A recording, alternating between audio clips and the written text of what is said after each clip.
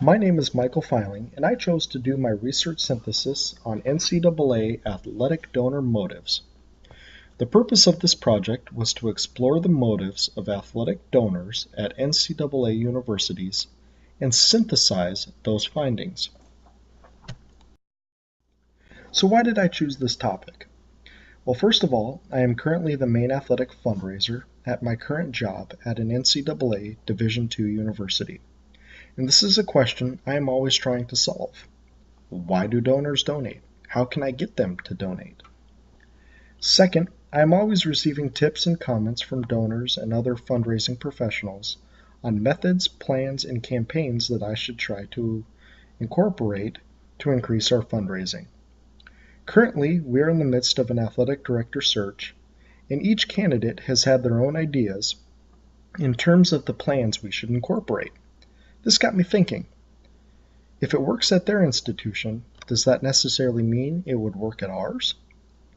Third, private funding is becoming a high priority in college athletics, and more serving as a lifeline to many departments and programs.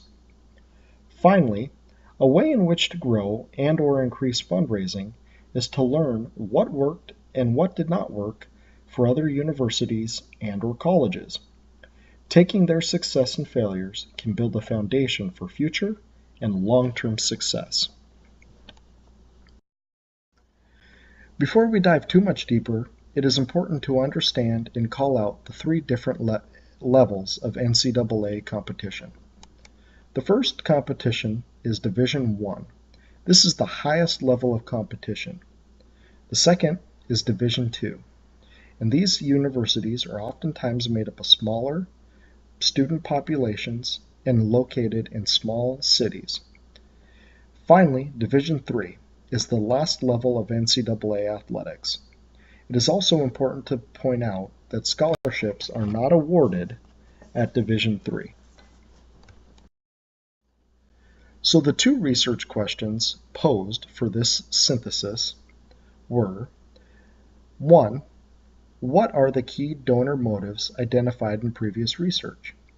There are several studies published that have tried to solve the question of what motivates athletic donors. Winning has long been thought of as a primary motive for donors. However, throughout current research, there are conflicting findings. Second, there are hundreds of universities and colleges throughout the United States and three different levels of NCAA competition.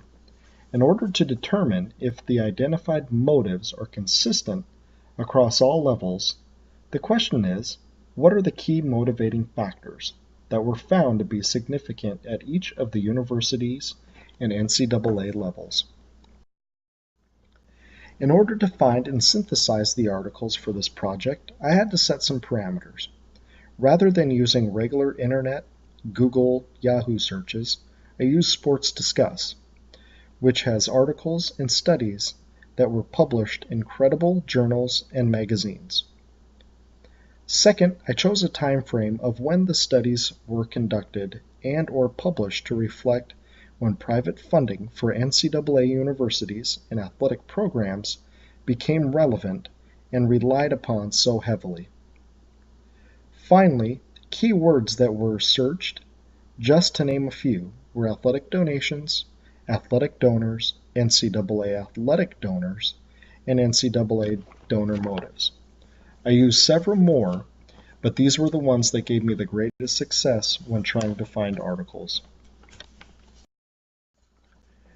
When analyzing each study, I examined them using three categories and a mapping system, each to gain a better understanding of the study and what was explored. You can see in the example on the slide that first I would identify the NCAA level. I would then find the instrument used for the collection of data. I found this to be a particularly important step to see if results varied based on the instrumentation used to collect the data. Finally, I then drew an arrow to the outcome of the study. In doing this method, it provided a clear picture as to the motives that donors had when it came to athletic fundraising at NCAA universities. So what did I find? Well, for this research synthesis, A total of 14 research studies were chosen for review surrounding fundraising at NCAA universities and levels. Of those 14 studies, all 9 explored aspects of NCAA Division I. 3 of those studies explored aspects of NCAA Division II, and 2 of those studies explored aspects of NCAA Division III universities. Here is just a sample of the key findings as to why donors donate from the articles reviewed.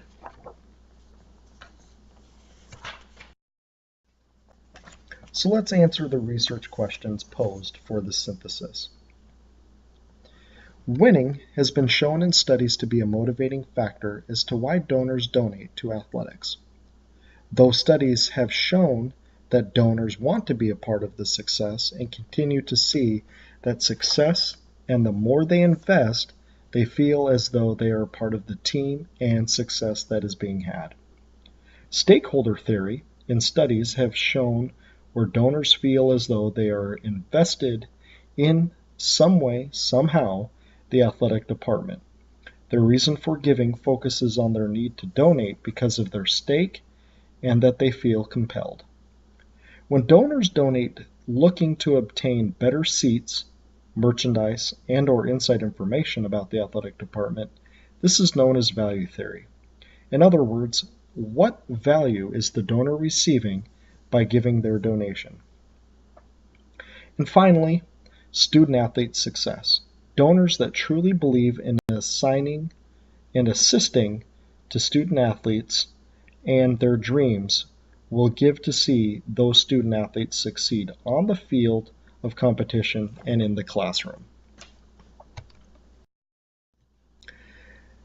The answers to the second research questions can be seen on this slide.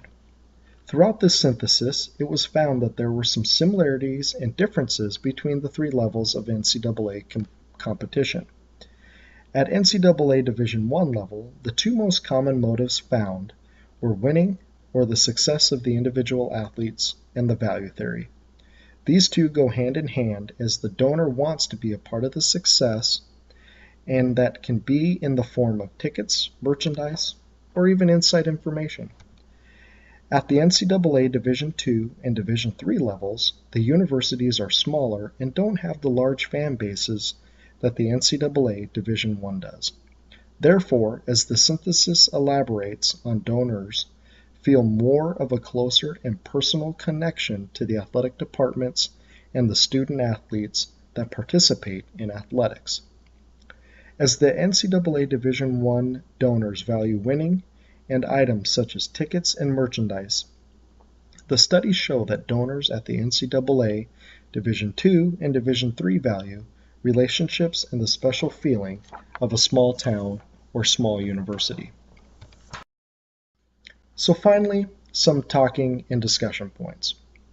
Winning, while identified as a donor motive, was not always the primary motive found in each of the studies. Rather, value and stakeholder theory were the ones that were identified. Throughout this research synthesis, in trying to find articles on D2 and D3 universities, it was clear that more research was needed in order to get more of an understanding of donor motives and donor relations as it relates to NCAA athletics. Finally, the research synthesis for this topic can be summed up by saying donor motives accurately measured only on an institution by institution basis. Thank you for your time and presentation.